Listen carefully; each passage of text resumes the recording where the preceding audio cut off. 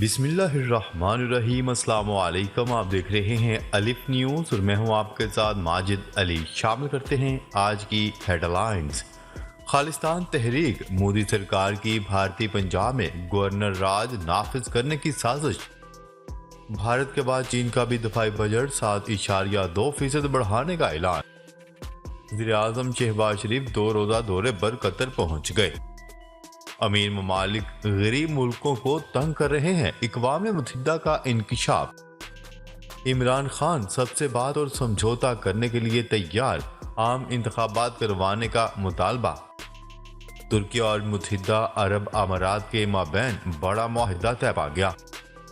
جنوبی کوریا اور امریکہ کی مشترکہ جنگی فوجی مشقوں کا آغاز، شمالی کوریا کی دھمکی۔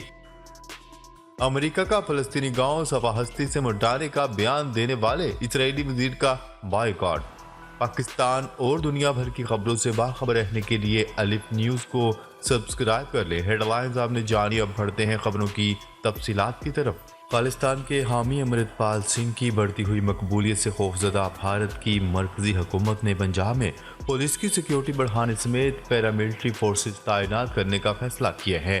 دوسری طرف امرت پال سنگھ نے کہا کہ خالصتان کا مطالبہ سکھوں کا بنیادی حق اور مذہبی عقیدہ ہے۔ اگر ہندوتوا ریاست کی بات جرم نہیں تو پھر مسلمانوں کی طرف سے جہاد اور سکھوں کی طرف سے خالصہ کے مطالبے کو جرم کیوں بنایا گیا ہے؟ بھارتی ٹی وی کے مطابق وارث پنجاب دا کے سربراہ امرت پال سنگھ کی مقبولیت بھارتی پنجاب میں دن بدن بڑھتی جا رہی ہے۔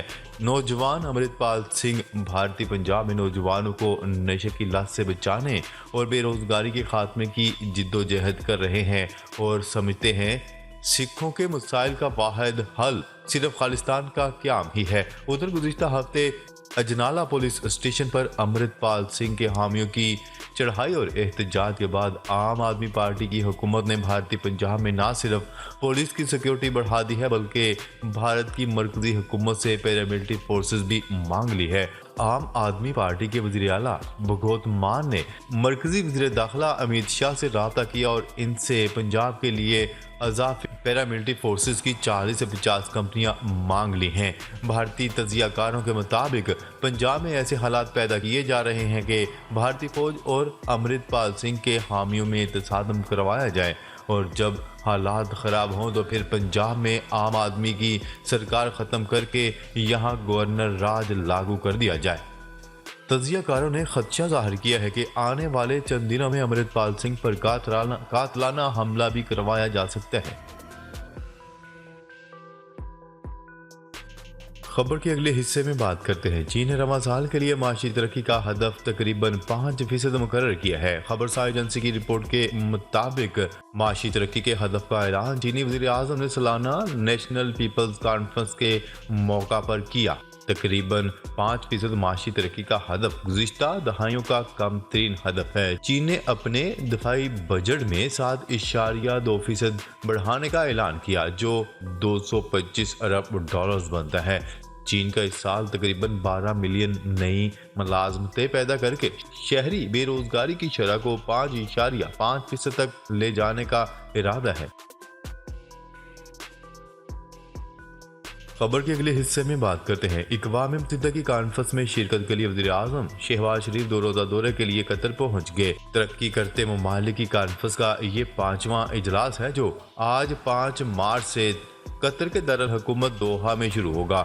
امیر قطر کانفرنس میں شریک سربراہان مملکت اور وزیر اعظم کے اعزاز میں استقبالیہ دیں گے، جس میں وزیر اعظم شہباز شریف بھی امیر قطر کے استقبالیہ میں شرکت کریں گے۔ وزیر اعظم شہباز شریف 6 مارچ کو کانفرنس کے اجلاس سے خطاب کریں گے۔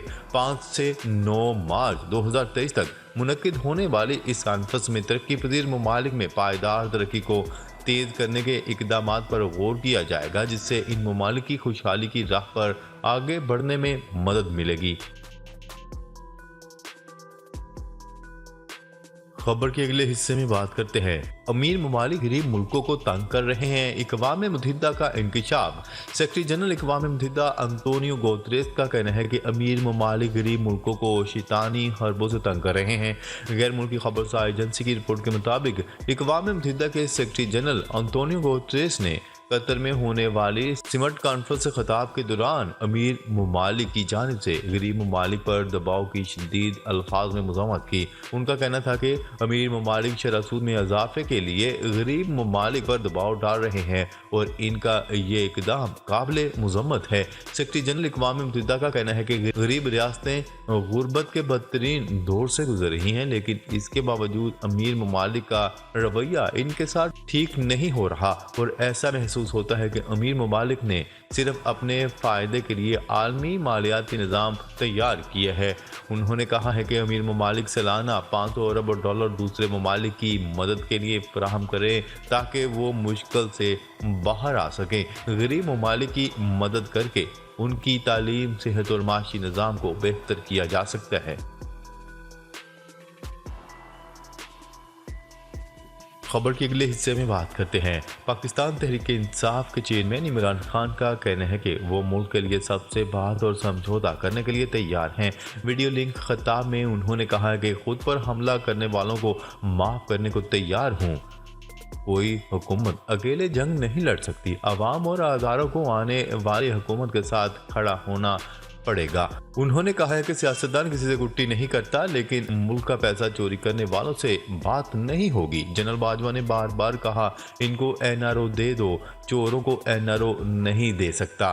سابق وزیر اعظم عمران خان نے ملک بھر میں عام انتخابات کروانے کا مطالبہ کرتے ہوئے کہا کہ عقل ہے تو 60% کی بجائے پورے ملک میں الیکشن کروائیں۔ صاف شفاف انتخابات تک ملک میں استحکام نہیں آ سکتا۔ عمران خان نے مزید کہا سپریم کورٹ کا فیصلہ آیا تو ہماری حکومت چلی گئی، ہم ان کی طرح روئے نہیں، الیکشن کا مطالبہ کیا۔ جیسے جیسے معیشت نیچے کی طرف گئی، طوطے کی طرح بار بار کہا الیکشن کرواؤ۔ پی ڈی ایم اور ان کے ہینڈلرز ہماری مقبولیت دیکھ کر ڈر گئے۔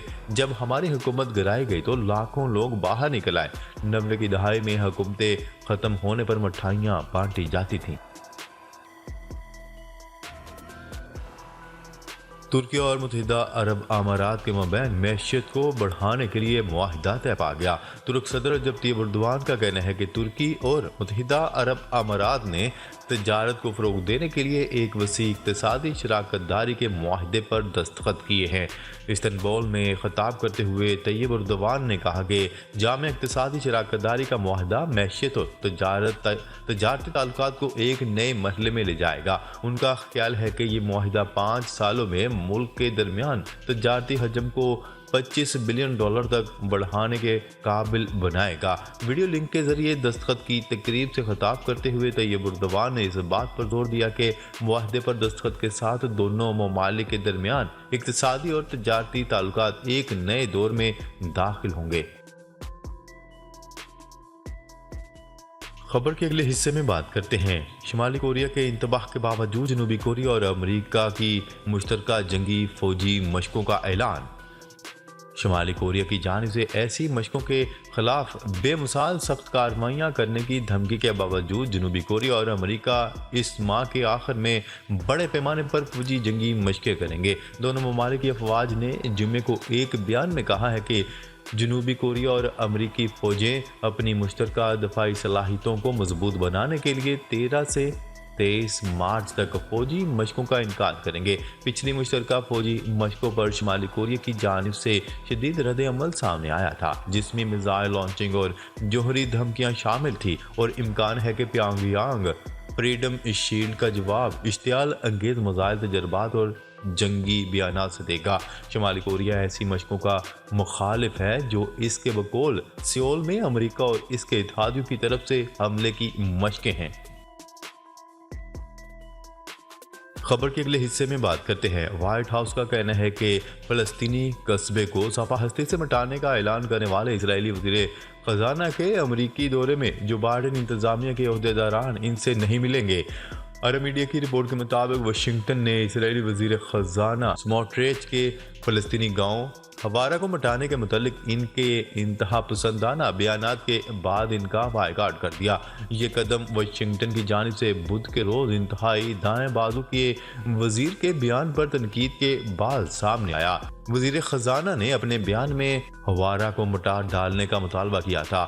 امریکی محکمہ خارجہ کے ترجمان نیڈ پرائس نے صحافیوں کو بتایا کہ سموٹریچ کے ریمارکس گھناؤنے، غیر ذمہ دارانہ اور نفرت انگیز تھے۔ انہوں نے اسرائیلی وزیر اعظم نیتن یاہو اور دیگر اعلیٰ حکام سے مطالبہ کیا ہے کہ وہ وزیر کے ریمارکس کی عوامی سطح پر مذمت کریں۔ ناظرین، اب تک کے لیے اتنا ہی۔ مزید خبریں لے کر بہت جلد آپ کی خدمت میں حاضر ہوں گے۔ تب تک کے لیے اپنا خیال رکھیے گا۔ اللہ نگہبان۔